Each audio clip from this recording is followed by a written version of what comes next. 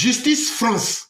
Ah, moi je pensais que la justice là, c'est seulement en Côte d'Ivoire. Au Sénégal, or, il se trouve que nos opposants même disent qu'il n'y a pas de justice en Côte d'Ivoire. Quand la Côte d'Ivoire veut faire la justice, on trouve qu'on ne ressemble pas aux autres pays, comme le Sénégal, comme le Ghana et la France. Surtout, on en appelle à l'opinion internationale. Mais c'est très bien. En pensant à la France, bon, aujourd'hui même là, sur TF1 là, sur TF1 là, on vient de condamner Marine Le Pen. Marine Le Pen là, son parti, des intégristes en France là, on vient de la condamner aujourd'hui même.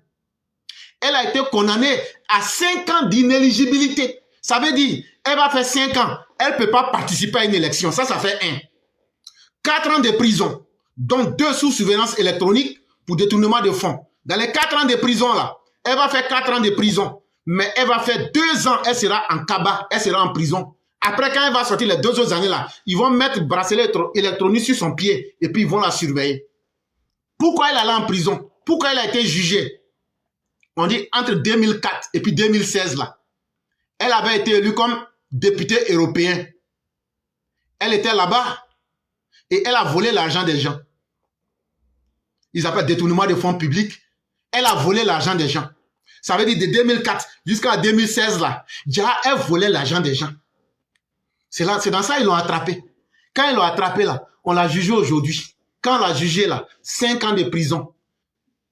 Non, pardon, 5 ans, elle ne peut pas être candidate. Comme de la manière Laurent Gbagbo ne peut pas être candidat, 5 ans.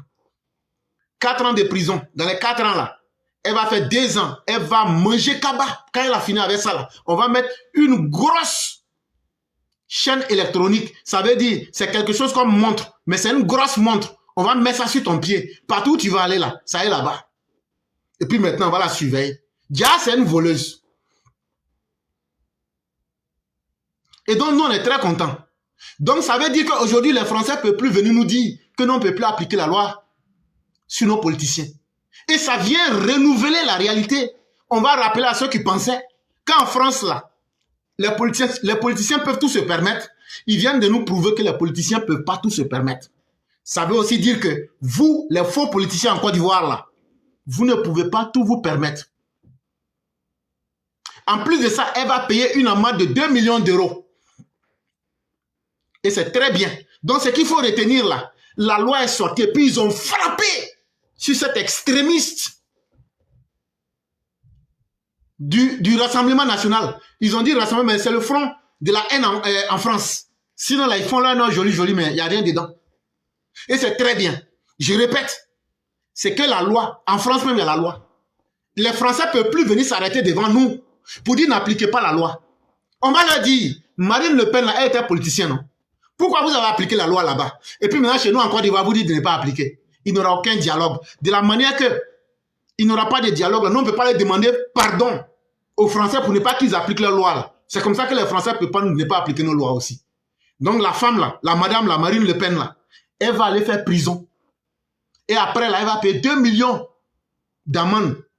2 millions d'euros en amende. Et c'est très bien fait. Maintenant, quel est le parallèle avec la Côte d'Ivoire? C'est qu'il faut comprendre là, cette situation est la bienvenue. Cette situation nous rappelle des politiciens criminels comme les Dano Djedje, qui disent à leurs militants de se tenir prêts. Mais depuis que Laurent Gbagbo, son nom n'était pas sur la liste, on est venu, on a renouvelé ça. Mais vous attendez quoi maintenant? Vous attendez quoi? Ou même c'est quand vous allez arriver à Dabou, en dehors d'Abidjan, vous allez lancer l'appel à l'insurrection et puis vous allez continuer quoi?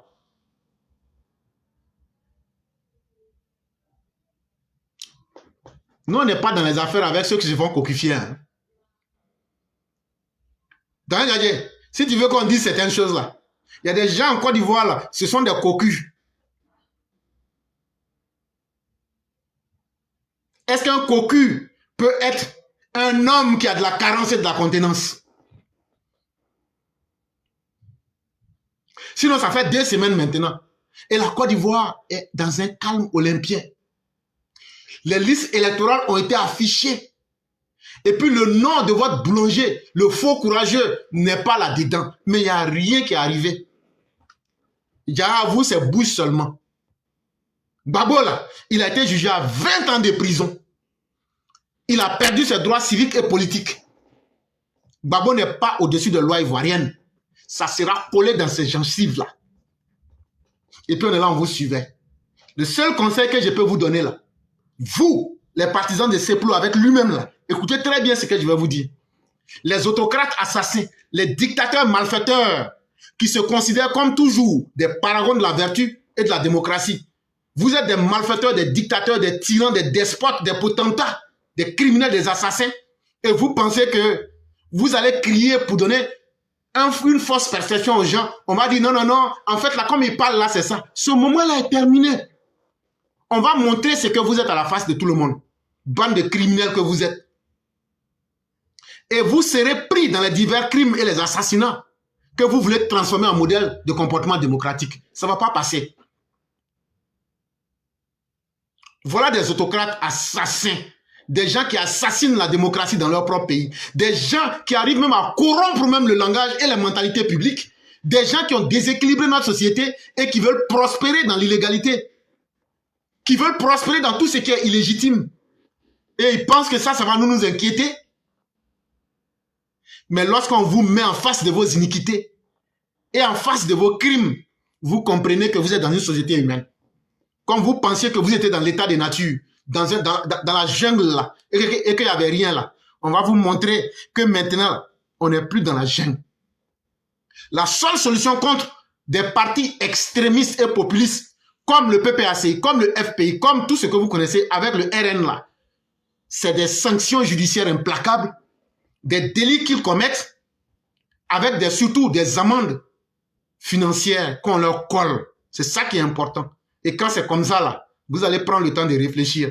Entre-temps, je vous laisse le soin de réfléchir sur ce que c'est que Laurent Gbagbo. À 8 mois d'une élection présidentielle, le PDCI RDA ne nous a pas encore montré son projet de société, ni son programme de gouvernement. Le PPACI, encore moins. Et on nous parle quand on leur pose la question, soit à leur leader ou à leurs communicants, ils nous disent qu'ils sont dans le laboratoire, ils sont au laboratoire en train de confectionner. Mais à 8 mois d'une élection, vous n'êtes même pas capable de nous sortir un projet de société et un programme de gouvernement, et puis vous voulez diriger un pays comme la Côte d'Ivoire. Mais soyez sérieux, on les attend. Alors les gars, il est important qu'on se dise les vérités. Voilà, en 10 ans de pouvoir, M. Laurent Gbagbo, le président Laurent Gbagbo, je vais vous citer 5 projets qu'il a dû développer. À l'instar de son homologue, le président Alassane Ouattara, le bâtisseur, le développeur national. Alors, M. Laurent Gbagbo, pendant ces 10 ans de pouvoir et de comment on appelle ça, de gouvernement, il a développé 5 projets. Le premier projet que M. Laurent Gbagbo a développé, c'est sa présence à la rue Princesse, avec le Coquelet, avec un président, accompagné d'un président français. C'est le premier projet que le président Laurent Gbagbo a développé pendant ces 10 ans de pouvoir. Le deuxième projet que le président Laurent Gbagbo a développé pendant ces 10 ans de pouvoir, c'est pendant que les Ivoiriens souffraient, pendant que les gens mouraient de faim, pendant qu'il n'y avait pas d'hôpitaux, pendant qu'il n'y avait pas la voie de Y4 pour désengorger un peu Cocody, pendant que l'autoroute du Nord, Ayam Soko a bien, pas encore développé, le président Laurent Gbagbo, son deuxième projet qu'il a développé, il a remis 2 milliards à Jacques Chirac pour sa campagne. Asseyez-vous, je vais vous parler au-delà, les gars là. Il faut qu'il vous explique votre leader. Ce que votre leader a laissé. Ce qu'il a fait. Voici son comportement en Côte d'Ivoire. Donc, pendant que ses camarades sont en construire les universités, pendant que ses camarades sont en construire les écoles, pendant que ses camarades sont en construire les hôpitaux, pendant que ses camarades sont en construire les stades, lui, voici les 5 projets. Quand j'ai fini, je vais vous dire aussi les 5 projets que le président Ouattara a fait pendant ses 15 ans de mandat. Alors, dans le deuxième projet, il a mis 2 millions en liquide. C'est passé par l'aéroport Félix Houphouët à Jacques Chirac pour battre sa campagne. Pendant que vous, jeunes, vous êtes en train de mourir ici. Le troisième projet que le président Laurent Gbagbo a réalisé pendant ses 10 ans de pouvoir, le troisième projet, il a envoyé des skinny à la présidence. Ça, c'est tout le monde a vu ça. Tout le monde a vu cette vidéo-là. Avec des jeunes filles à la présidence. Voilà, une mettait dans la poche et puis une met causée avec elle. Oui, mes filles, comment vous allez, tout ça. Vous avez déjà vu Ouattara faire ça? Ouattara est en train d'envoyer les jeunes filles skinny à la présidence. Vous avez vu ça ou comment? Présidence, ça c'est quoi? C'est boîte de nuit. Voici le président à qui vous avez affaire, Laurent Gbagbo. Ça, c'est le troisième projet qu'il a développé. En 10 ans comment on appelle ça? En 10 ans de pouvoir. Le quatrième projet qu'il a dû développer, le quatrième projet qu'il a dit pendant ces 10 ans de pouvoir, c'est de demander à Blé Goudé de faire descendre les jeunes dans la rue en 2010. Voici son quatrième projet. Vous-même, vous voyez qu'il est vide, il n'a rien fait pendant ces 10 ans. Il n'a absolument rien fait. Pendant que les gens mouraient, pendant qu'il n'y avait pas d'hôpitaux, pendant qu'il n'y avait rien. Voici les 4 projets que le président Laurent Gbagbo, comment on appelle ça, a développé. Le 5e projet qu'il a développé en 10 ans d'existence, c'est d'avoir une maîtresse dehors à l'instar de Simone Gbagbo. Simone Gbagbo était l'époux, il avait Nadia Bamba. Lui, il a dit ça. Simone Gbagbo était l'époux, il avait Nadia Bamba. Ça, c'est le 5e projet qu'il a développé. Donc, voici les 5 projets que le président Gbagbo a développé pendant ces 10 ans de pouvoir.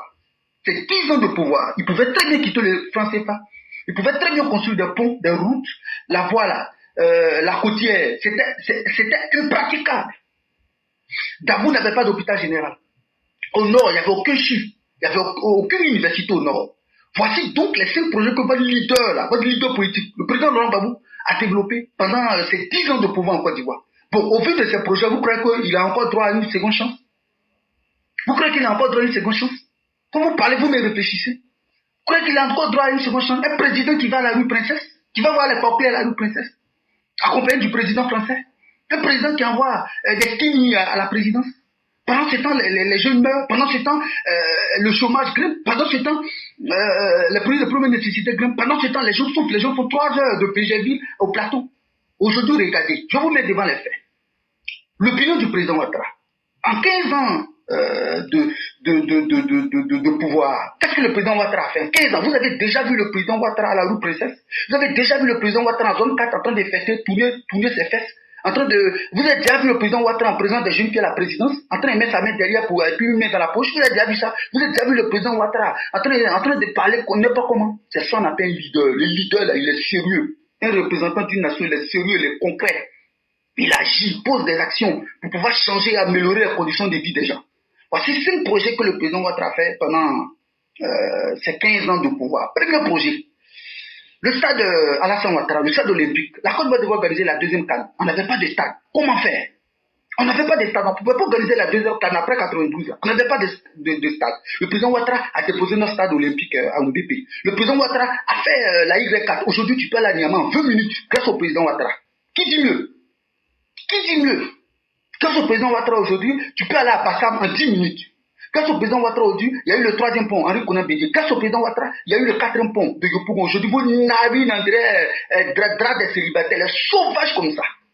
Vous pouvez parler du président Ouattara. Sauvage que vous êtes. Votre président a passé son temps à courir derrière les fesses des filles ici, attendre à partir à la rue Princesse, moyen passant la brève, boire bien. Président Gbagbo, c'est ce qu'il a passé sa vie à faire. Vous pouvez le comparer au président Ouattara. Vous pouvez le comparer au développement. Vous pouvez le comparer à la prospérité. Vous pouvez le comparer au championnat national. C'est sauvage comme ça. Là. Il est très important de se dire la vérité. Voilà, moi je vous dis toujours, je ne suis pas pro Ouattara, je ne suis pas pro RADP, je ne suis pas pro Gbagbo Syrien. Moi je suis là pour la jeunesse, je représente toute la jeunesse de Côte d'Ivoire. Je suis le secrétaire national, le représentant officiel de toute la jeunesse de Côte d'Ivoire. La jeunesse génération 2.0, le secrétaire exécutif c'est moi. Donc on peut comparer au président Gbagbo, au président Ouattara. Tout ce que le président Ouattara a fait, la côtière qui était impraticable aujourd'hui, tu vas Saint-Pédro en 2 heures. Et Yamoussoukro, qu'on appelle l'autoroute Abidjan Yamoussoukro, qui était impraticable aujourd'hui, pion en 1h45 chez Yamoussoukro. Tout ça là, vous ne pouvez pas parler de ça. C'est au président Gbagbo qui est illégal, illégitime, qui n'a même pas sa place en Côte d'Ivoire. Sa place là, c'est au village chez lui. Il n'a qu'à aller faire champ. On a donné 10 ici là. Il a passé sa vie à draguer les filles ici. Il a passé sa vie à draguer les filles ici. Qu'il était Simone Gbagbo et puis Nadia Bamba était sa maîtresse, non? Ou bien vous ne savez pas. Un président sérieux peut faire ça. Le président Ouattara, vous l'avez vu en train de faire les coloris comme ça. Hein? Soyons sérieux, les gars. Soyons sérieux. Donnons notre voix au développement. Donnons notre voix au sérieux. Merci beaucoup. Et donc, Laurent Gbagbo, ça c'était pour aujourd'hui. Si demain encore tu veux encore là, ça ne finit pas, ça est là. On va te donner ça propre et puis on va passer. Je prends la parole avec un plaisir partagé. Je voudrais saluer tout d'abord tous les auditeurs, tous ceux qui nous suivent jour et nuit. Et ce soir, à l'ordre du jour, il y a un seul sujet d'actualité. Ce sujet d'actualité concerne plus précisément les hommes politiques qui très souvent sont frappés par la loi et qui de facto deviennent inéligibles, donc doivent respecter scrupuleusement la dite loi sans autre forme de procès. Et ce soir, on va évoquer des cas qui ont toujours lieu en France, des cas qui se sont passés en France, pour finalement faire le parallèle avec le dossier ivoirien. Pour ce faire, je vous demande de m'écouter attentivement. Donc le premier cas, comme je l'ai dit, nous partons avec le dossier français. Et il va s'agir de l'homme d'affaires et politicien appelé Bernard Tapie. Je vous donne cette information. Le match truqué VA-OM en 1995.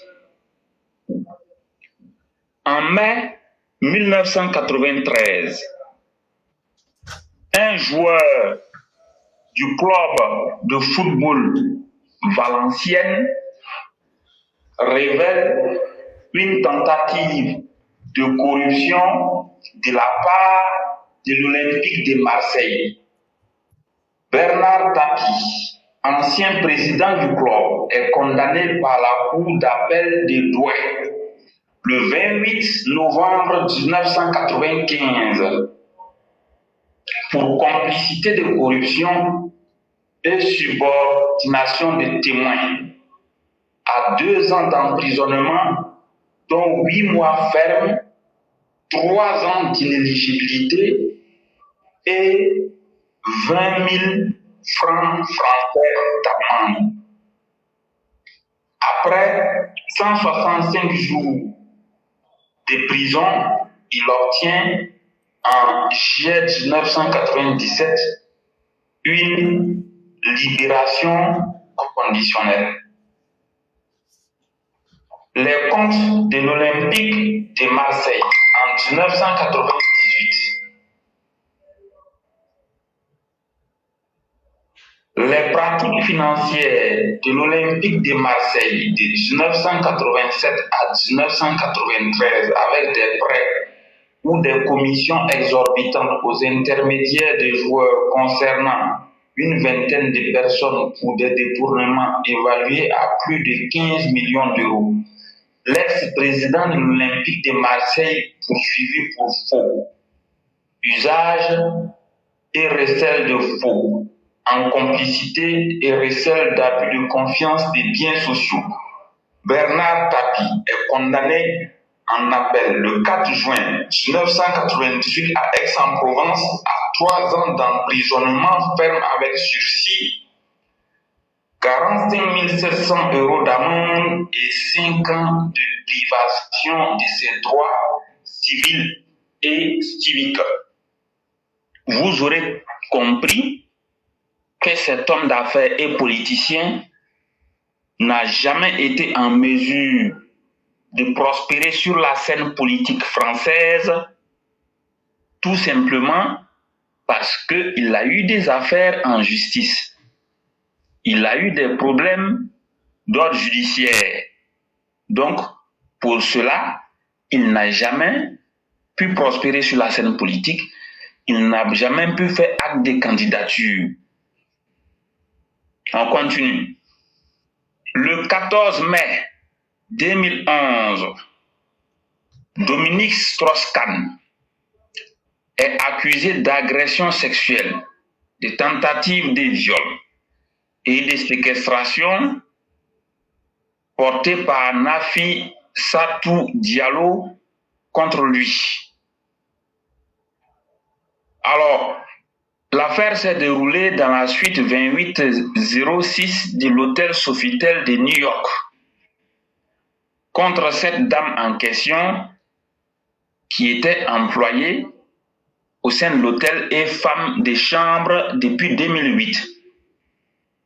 Cette affaire judiciaire aura coûté à l'ancien directeur général du Fonds monétaire international, Dominique Strauss-Kahn, son inéligibilité et sa non-participation à l'élection présidentielle française de 2012.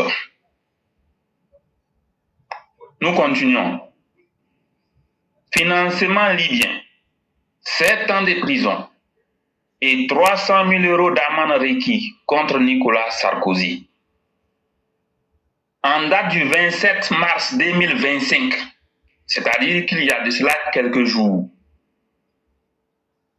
le parquet financier a requis jeudi 27 mars 2025 7 ans de prison, 300 000 € d'amende et 5 ans d'inéligibilité contre l'ancien président Nicolas Sarkozy dans le cadre du procès de soupçon de financement libyen de sa campagne présidentielle de 2007. Comme vous pouvez vous en apercevoir, ce problème en justice contre l'ancien président Nicolas Sarkozy risque bien de lui coûter son inéligibilité à l'élection présidentielle en 2027 en France. C'est ce qui se profile à l'horizon. Dernière affaire, procès du Rassemblement national. Marine Le Pen, reconnue coupable, condamnée à 5 ans d'inéligibilité immédiate. La chef de file du Rassemblement national a été reconnue coupable de détournement de fonds et condamnée à 4 ans de prison, dont 2 fermes sous bracelet et à une peine d'inéligibilité de 5 ans avec exécution immédiate par le tribunal de Paris dans l'affaire des assistants parlementaires fictifs du RN. Marine Le Pen va faire appel, à indiquer ce lundi après-midi son avocat. Cela pourrait compromettre fortement les chances de Marine Le Pen de pouvoir se présenter à l'élection présidentielle de 2027. Alors, comme vous pouvez le remarquer, il reste très clair que là, en France, qui est le pays colonial, la loi s'applique sur les politiques français sans que les cieux français ne tombent sur les terres françaises,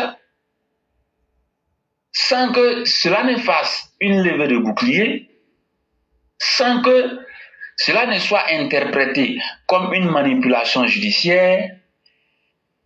Curieusement, en Côte d'Ivoire ici, toujours, il y a des gens qui sont là pour appeler à la manipulation, à la victimisation, pour distraire les gens et pour toujours piétiner les lois ivoiriennes, pour appeler tout simplement à des arrangements contre la mère patrie et contre les Ivoiriens. Et plus précisément, je vais citer le cas de l'ancien président Laurent Gbagbo, qui jour et nuit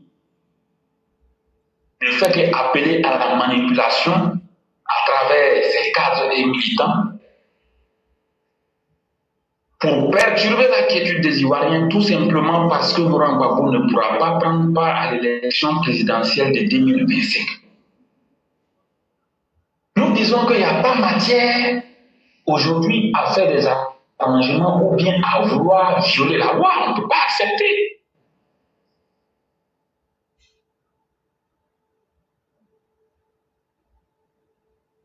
Au-delà de Laurent Gbagbo, il y a un petit banquier préhistorique, controversé, ingénieur en faillite bancaire, qui traîne des casseroles qui est même poursuivi par ses partenaires d'affaires et les gros clients du Crédit Suisse, parce qu'ils traînent des casseroles très sales.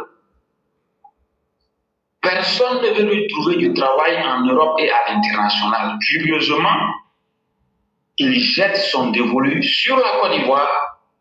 Pendant qu'il traîne des casseroles très sales, c'est en Côte d'Ivoire qu'il veut venir prospérer sur le plan politique, en violation totale de la loi ivoirienne, puisque possédant une nationalité française, puisque Tidjane Thiam en question, possédant une nationalité française jusqu'à une certaine date donnée, a utilisé cette nationalité française pour s'imposer comme président du PDCI RDA en violation flagrante des textes du PDCI RDA et de la loi ivoirienne.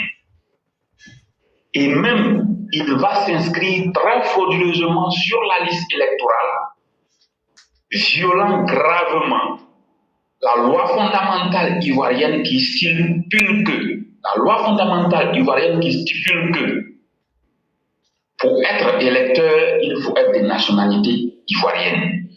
Alors que pendant que Tidjane Thiam s'inscrit sur la liste électorale, il est de nationalité française. Il tombe en conséquence sous le coup de la loi. Tombant sous le coup de la loi doit être appliquée dans toute sa rigueur, en toute impartialité, en toute indépendance et en toute équité. Fort de cela, l'individu Tidjane Thiam, qui devrait même passer sur TV5 Monde ce soir, qui je suis sûr tombera dans la manipulation, ne fait que crier au loup à travers des mercenaires d'avocats et des partisans pour faire croire à l'opinion publique nationale et internationale qu'en Côte d'Ivoire, les Ivoiriens veulent lui barrer la route, que le pouvoir RHDP est contre lui, que lui, il est sain et sauf, il n'a pas de problème, il respecte la loi, mais on veut l'écarter.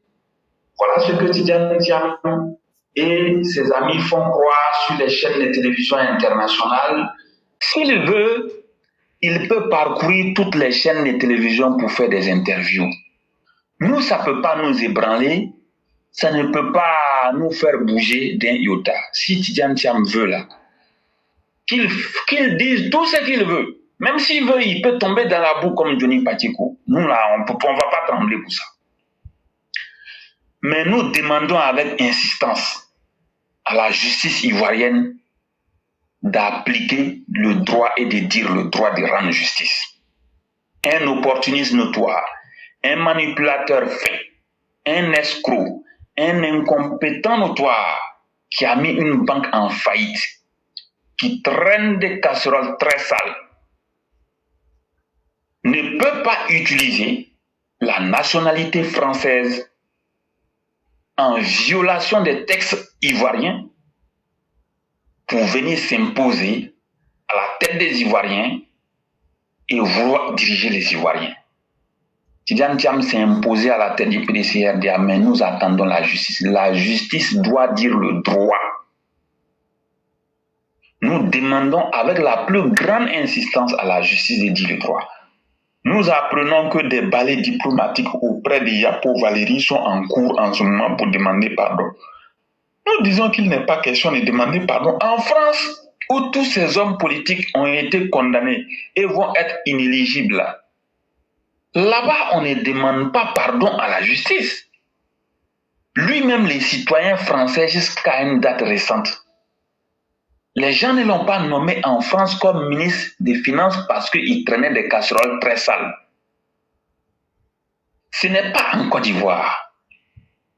Par un manque de respect vis-à-vis des Ivoiriens que cet individu Thiam-là va s'imposer aux Ivoiriens. Voici pourquoi nous disons, nous ne savons pas si Yapo Valéry finira par céder au chantage ou aux plaidoiries du PDC-RDA. Nous n'en savons pas plus. Pour le moment, elle tient bon. Mais nous disons que la justice ivoirienne en toute indépendance, sans aucune forme de pression et en toute impartialité, doit être en mesure de s'auto-saisir de ces cas de figure très flagrants pour dire le droit et rendre la justice et faire réparation. Parce que en tant que Français, on ne peut pas venir s'imposer aux Ivoiriens. Ce n'est pas possible. Dans aucun pays du monde, vous n'allez voir ça. Donc, au cas où, je dis bien au cas où, Dame Valérie Yapo venait à retirer sa plainte, les choses sont simples. Le dossier est déjà en face du juge. Le juge, voyant que la loi ivoirienne a été violée gravement et que les Ivoiriens n'ont pas été respectés et que la dignité des Ivoiriens est en train d'être mise à mal, le juge qui est en train d'instruire ce dossier-là doit tout simplement s'auto-saisir pour dire, bon, au cas où Dame Valérie Yapo venait à retirer sa plainte, Dame Valérie Yapo, c'est vrai, vous avez retiré votre plainte. Mais la justice en toute indépendance, constatant les faits graves de violation de la loi fondamentale, a tout à fait compétence de s'auto-saisir de ces cas de figure très flagrants pour dire le droit, rendre la justice, rétablir les faits et faire la réparation d'une situation anormale en destituant tout simplement Tidjane Thiam de la tête du PDCI-RDA sans autre forme de procès. Faut le destituer définitivement de la tête du PDCI-RDA, ça c'est un. De deux, pour avoir violé les lois ivoiriennes, il faut interdire à Tidjane Thiam de faire la politique sur le sol ivoirien pendant 20 ans, bien compté. Tidjane Thiam, pendant 20 ans, ne doit plus faire de politique en Côte d'Ivoire.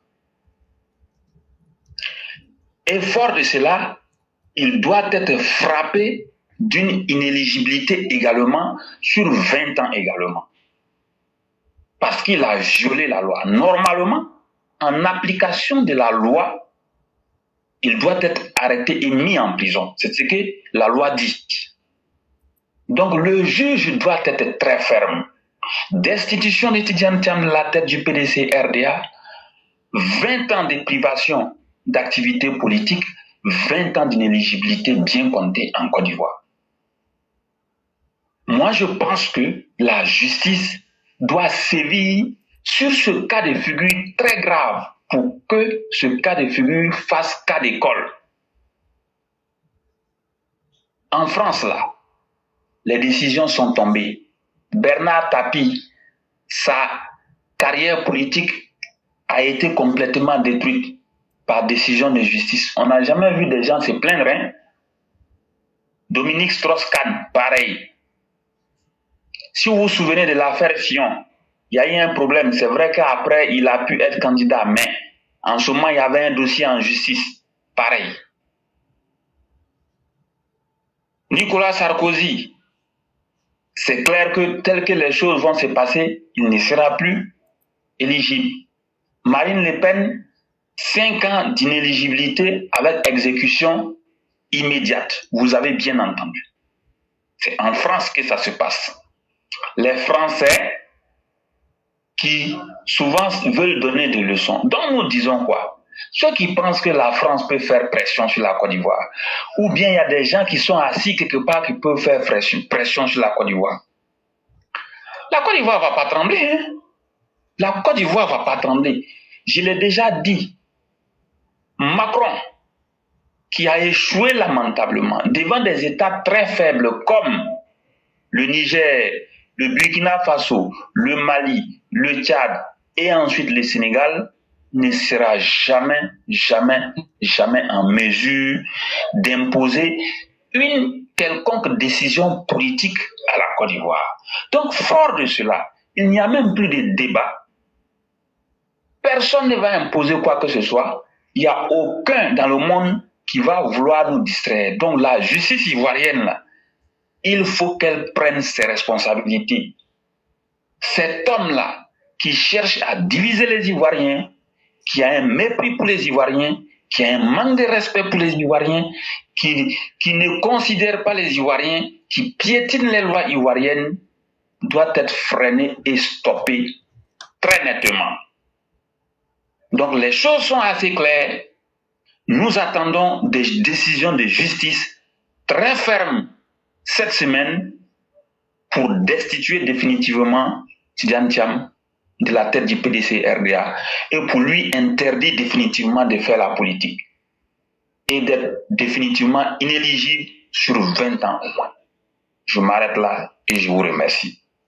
Merci beaucoup le concurrent. Nous sommes totalement alignés sur ce que vous avez dit et nous observons la justice. Parce que pour une fois en Côte d'Ivoire, les hommes politiques ont trop abusé des populations ivoiriennes. Et pour une fois, nous souhaiterions que tous ceux qui sont des hommes de droit puissent se faire respecter et fassent respecter le métier des hommes de droit qu'ils sont, en disant simplement rien d'autre que la justice et la vérité. C'est vraiment très important, parce que pour nous autres, on veut banaliser les lois ivoiriennes, on veut s'amuser avec la vie des Ivoiriens, mais il est temps qu'on puisse faire comprendre aux malfaiteurs que ce n'est pas toujours qu'ils vont prospérer. Et qu'il est temps maintenant que les malfaiteurs sachent que la Côte d'Ivoire ne sera pas leur refuge. Et ça, vous ne faites que bien le dire. Et nous attendons et nous observons notre justice. Aucun compromis politique, aucune discussion. Et même encore mieux, je dirais, je ne connais pas le numéro de la loi dans le code pénal, mais je sais que la subornation de témoins ou bien de parties prenantes est un crime en Côte d'Ivoire. La subornation de témoins, c'est quoi? Ou bien de parties prenantes? Ça veut dire, de la manière Valérie Yapo a lancé une plainte contre Tidiane Thiam là, elle est partie prenante. On voit des gens qui se lèvent pour aller demander pardon là. Ceux-là, la justice peut les arrêter et puis les condamner. Ça, il faut qu'on dise ça à tout le monde. On appelle ça subornation de témoins ou bien subornation de parties prenantes. Parce que vous voulez influencer les décisions. On peut le faire par la corruption, on peut le faire par pression, on peut le faire par plusieurs méthodes pour que les décisions qui doivent sortir puissent être influencées. Ça s'appelle de la subornation. Et donc, tout ce qu'on a cité, comme le soi-disant représentant du PDCI, sachez qu'on peut vous poursuivre. On peut même poser plainte contre vous pour subornation de témoins. Parce que vous ne voulez pas que la vérité se manifeste. Vous ne voulez pas la manifestation de la vérité. Et donc, vous êtes des ennemis du droit. Et ça, on peut vous punir pour cela.